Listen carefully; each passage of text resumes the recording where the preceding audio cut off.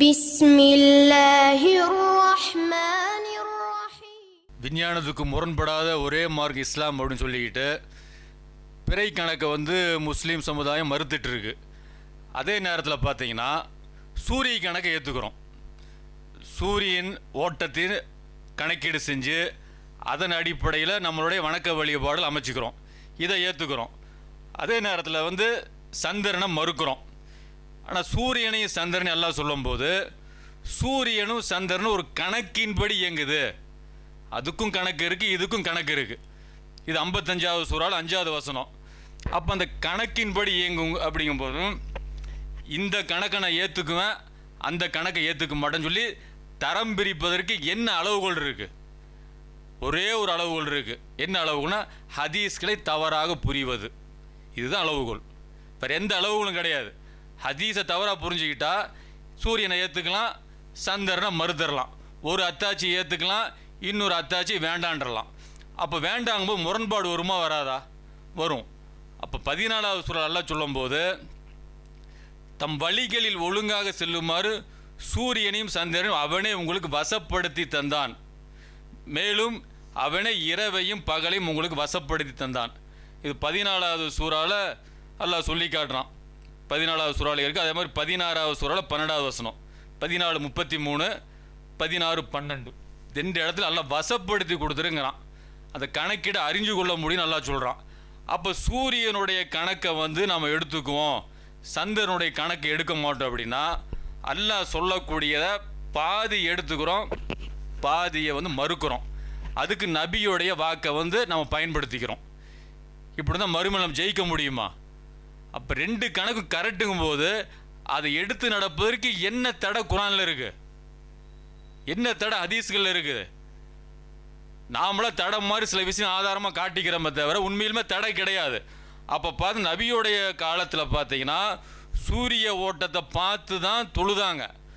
சூரிய ஓட்டத்தை பார்த்து தான் இரவு பகலை கணிச்சாங்க, கணக்கிட்டாங்க. இஃப்தார் எப்படி நடந்துச்சு?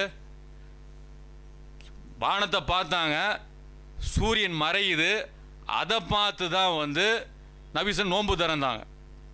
அப்போ இதெல்லாம் ஆதாரம் இல்லையாது. இன்றைக்கி எப்படி கடிகாரத்தில் வச்சுருக்குறோம்? 6:32, 6:31, 6:34 நோன்பு துறக்கும் டைமு. சகருடைய இறுதி டைம் 4:50, அது 5 மணி, 5:05 எப்படி போடுறோம்? அப்போ வானத்தை பார்த்து தானே எல்லாம் செய்யணும். நபிசுல்லா நடைமுறை அதுதானே அன்றைய காலகட்டத்தில். இது கேட்டால் என்ன சொல்கிறது? ரசூல் அப்படி கட்டளை இடல, இது கட்டளை இட்டுருக்குறாங்க. எதுக்கு? பிற பார்த்து நோன்பு வைங்கிறதுக்கு கட்டளை இட்டுருக்குறாங்க. இதுக்கு அந்த மாதிரி கட்டளை இல்லை இப்படிங்கிற ஒரு பொய் வாதம். ஏன்னு கேட்டிங்கன்னா, என்னை எவ்வாறு தொலை கண்டீர்களோ அப்படி தான் நீங்கள் தொழுவணும் அப்படின்னு. ரசூல்லாவை எப்படி தொலை பார்த்தோம்? சூரியனோட ஓட்டத்தை அடிப்படையாக வச்சு தான் நேரத்தை இப்படி கணிச்சாங்க. இது லொஹரு, இது அசரு, இது மகரிப்பு அப்படின்னு சொல்லி. அப்படி தானே நாமளும் கணக்கீடு போடணும். ஏன் பார்க்குறதில்ல? நிழல்களை வச்சு ஏன் இப்படி பார்க்குறதில்ல? ஏன் அதை நடைமுறைப்படுத்துறதில்ல? அப்படி துல்லியமாக இருக்கும். கேலண்டர் போட்டு வச்சுக்கிறோம், தொழுகை நேரம் அட்டவணைன்னு சொல்லி. ரசூல்லா காலத்து இப்படி தான் இருந்துச்சா? எல்லா விஷயங்களையும் விஞ்ஞானத்தை ஏற்றுக்கிட்டோம், பிறை விஷயம் முரண்டு பிடிக்கிறோம். மார்க்கம் தடை செய்யலை, தடை செய்யாத ஒரு விஷயத்தை தடை செஞ்சது மாதிரி காட்டிக்கிறது. அப்படி ஹதீஸ்கள் எத்தனையோ ஹதீஸ்கள் இருக்குது, அதையெல்லாம் தூக்கி போடுறது.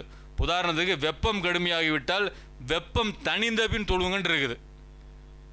லுஹருடைய தொழுகையை கடுமையான வெப்பம், இன்னைக்கு ஏப்ரல் மாதம், மே மாதம் கடும் வெப்பம்.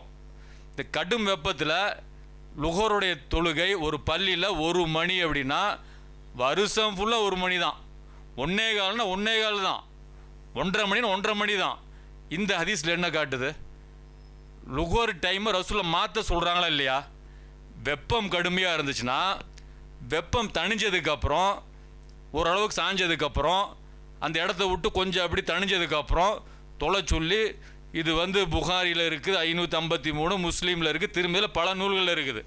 அப்போ அப்படி இருக்கும்போது இது எப்படி ஒரே இதில் தொழுகிறோம்? அதே வெப்பங்காலங்களில் இப்படி தொழுகிறாங்களா? குளிர் நேரத்தில் லுகர் தொழுகையை துரிதப்படுத்துவாங்கன்னு இருக்குது, சீக்கிரமாக தொழுவாங்கன்னு இருக்குது. அப்போ இதெல்லாம் ஹதீஸ்க்கு மாற்றமாக உங்கள் கண்ணுக்கு தெரியவே இல்லையா? காலகாலத்துக்கு 1 மணினா 1 மணி தான். அப்போ இந்த ஹதீஸின் பிரகாரம் எப்படி நம்ம நடந்துக்கணும்?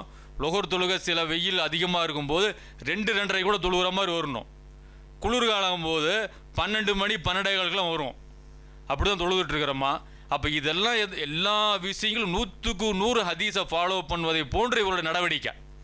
இந்த பிறப்பாத்துன்னு காட்டுறாங்களா, எத்தனையோ ஹதீஸை புறக்கணிக்கிறாங்க. அதாவது நேரடியாக உள்ள ஹதீஸை தூக்கி போட்டுட்டு இவங்க வந்து ரசூல்லா வந்து பல அர்த்தத்தில் ரூயத்துங்கிற வார்த்தையை பயன்படுத்தி சொன்ன அந்த ஹதீஸை ஒரே அர்த்தம் தான் சொல்லி காட்டுறாங்க. இது எந்த வகையில் நியாயம்? இந்த மாதிரி ஒரு லிஸ்ட் இருக்குதுங்க. இதை சொன்னோம்னா வந்து மக்களுக்கு வந்து மார்க்கத்தில் ஆர்வம் இல்லை, அதனால் புரியவும் மாட்டேங்குது. உலமாக்களுக்கு புரிஞ்சாலும் நடிச்சுட்டு போயிடுறாங்க, தெரிஞ்சுக்கிட்டு தெரியாமல் நடிக்கிறாங்க. அப்போ இப்படி இத்தனை ஹதீஸ்கள் இருக்குது இல்லை. இப்போ இதையெல்லாம் நடைமுறைப்படுத்த தயாராக நீங்கள்? லுஹருடைய தொழுகை எல்லா ஜமாத்துகளும் அப்படி தானே இருக்குது. தௌஹீத் ஜமாத்தாக இருந்தாலும் எந்த ஜமாத்தாக இருந்தாலும் சரி, எல்லாமே அப்படி தானே இருக்குது.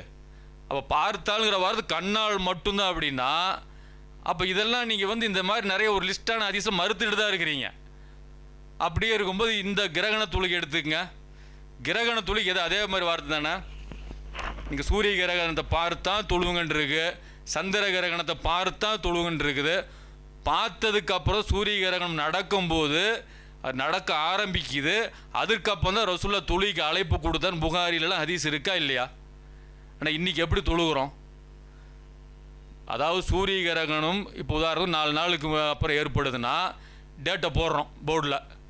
இந்த மாதிரி வந்து 26ஆம் தேதி இந்த மாதிரி சூரிய கிரகணம் வந்து நடைபெறுது, காலையில் 7:15 8:15 வரைக்கும் வந்து தொழுகை நடைபெறும், சகோதரர்கள் அனைவரும் கலந்து கொள்ளும் போர்டில் எழுதுகிறோமா இல்லையா?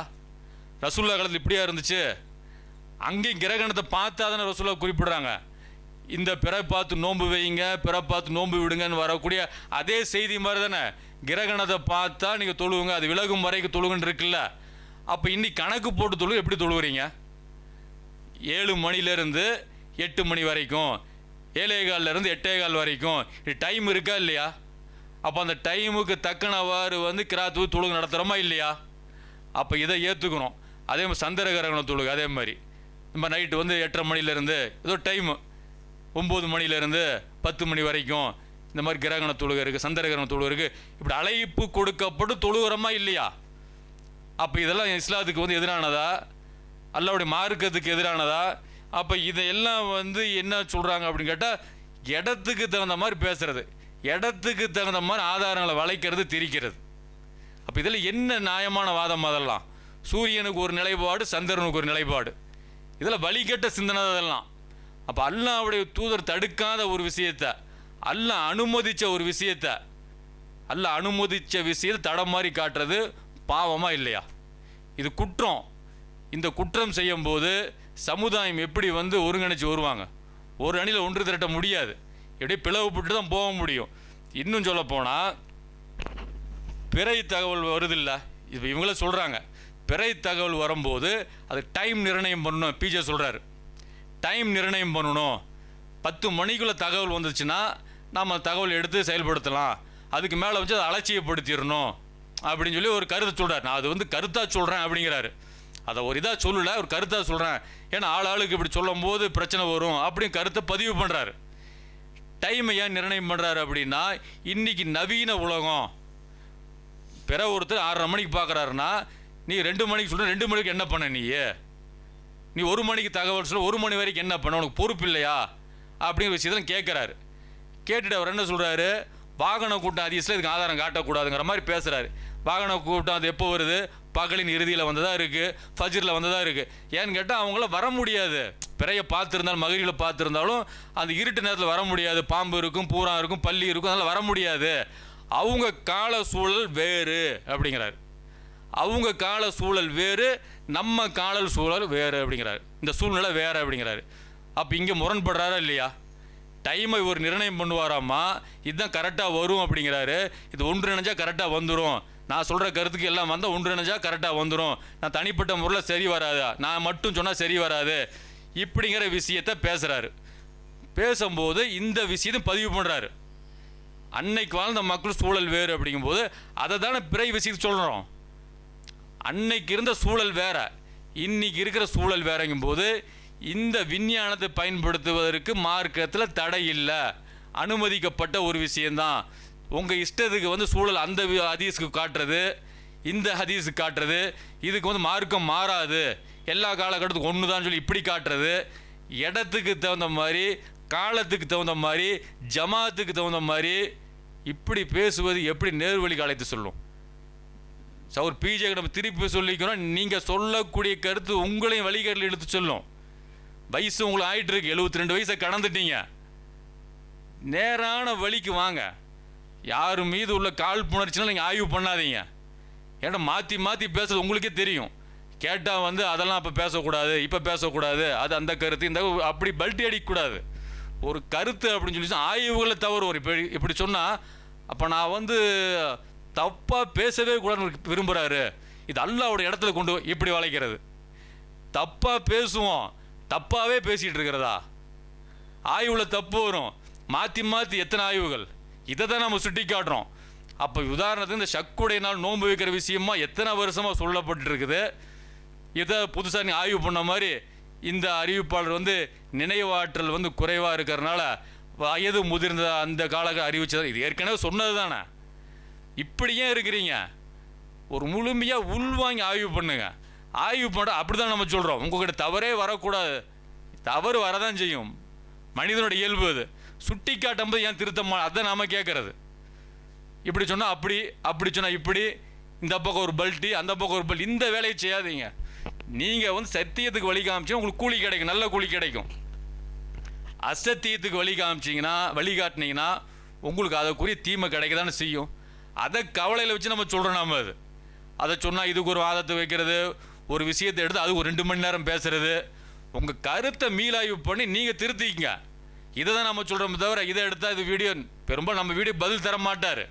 ஏன்னு கேட்டேன்னா அவர் எப்போ பதில் தருவார் அப்படின்னா, நான் சொல்கிற கருத்து ஒரு 50,000 மக்களுக்கு சென்றடைஞ்சால் பிரபலம் ஆகிட்டு இருக்கிறாங்க, அப்போ பதில் தருவார். நான் சொல்கிற கருத்து வெறுமனே ஒரு 10 பேருக்கு போச்சு அப்படின்னா அதை பார்க்குறது எவ்வளோ இது, இதெல்லாம் ஒன்றும் பிரச்சனை இல்லைம்மா, இதெல்லாம் தட்டி விட்டுருவோம். இந்த நிலைப்பாடு தான் உங்கள் நிலைப்பாடு. இடத்துக்கு வந்து மாறுறது. டிஎன்டிஜலுக்கு என்ன சொன்னீங்க? பிறை விஷயத்தில் யாராச்சும் மாற்றுக்கிறது கூட ஜமாத்தோட்டு நீக்கிடுவீங்க. இதுதான் உங்கள் நிலை. இது நீங்கள் தானே ஆரம்பிச்சிங்க. இப்போ என்டிஎஃப்ல என்ன சொல்கிறீங்க? வேர்க்கிளம்பியோடைய சாட்சியத்தை ஏற்று என்டிஎஃப் சார்ந்த சகோதரர் ஒருத்தர் நோன்பு வச்சிருக்கிறாரு, அது பிரச்சனை இல்லை, நீங்கள் உங்களுக்கு திருப்தியா நீங்கள் வச்சுக்கோங்க அப்படின்னு சொல்லியிருக்கீங்க.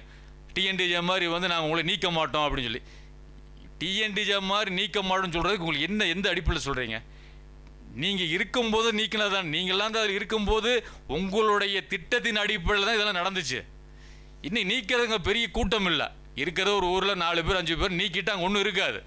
அப்போ இடத்துக்கு தகுந்த மாதிரி, காலத்துக்கு தகுந்த மாதிரி ஒவ்வொரு ஃபத்துவாக்களை மாற்றிட்டு இருக்கிறீங்க. இந்த போக்கு சரியான போக்கு இல்லை. இது வந்து உங்களுக்கு நேர்வழிக்கு இட்டு செல்லாது. அப்போ என்னன்னா, சூரிய கணக்கை ஏற்றுக்கொள்வதை போல சந்திர கணக்கையும் ஏற்றுக்கொள்வதற்கு மார்க்கத்தில் எந்த தடையும் இல்லை. அந்த அடிப்படையில் நம்ம வந்தோம் அப்படின்னா அல்லாஹ்வுடைய கொண்டு ஒரே நாளில் நோன்பை வச்சு ஒரே நாளில் பெருநாளை வந்து கொண்டாடக்கூடிய மக்களாக நம்ம ஆகுவோம். அதற்கான முயற்சிகளில் வரக்கூடிய காலங்கள்லையாவது ஈடுபடுமாறு நம்ம அன்போடு எல்லாத்தையும் கேட்டுக்கிறோம். அல்ஹம்துலில்லாஹி ரப்பில் ஆலமீன்.